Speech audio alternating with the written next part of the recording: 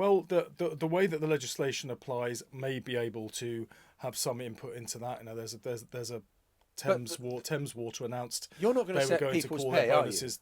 I'm not going to set people's pay, but Thames Water announced they were going to make payments and call them something else. We managed to stop that. There's another case where somebody's Steve, you receiving a big didn't, payment, because the boss and of we're Thames looking Water at. is getting £850,000 and 100,000 a year in pension contributions. No, they announced that they were going to rename bonuses something else. I don't care about the bonuses. If their take-home pay is larger than ever, what does it matter what they're calling it?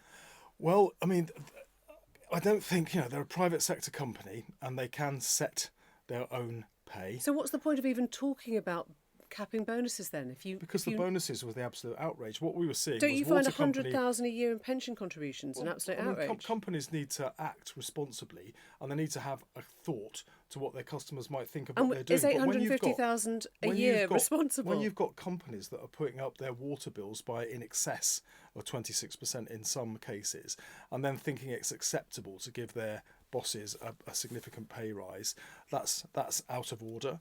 We've passed the legislation to ban. Yeah, but that's what the people are saying to bonuses. you, Steve. You're the minister in this. You know, people are saying to you it is unacceptable that water bosses are getting that much. People are saying to you it's unacceptable to have 100,000 a year pension contribution. You can't just say it back to them. You've got to be the one acting on it. Yeah, but you get into a very difficult place if the government's going to start regulate on pay.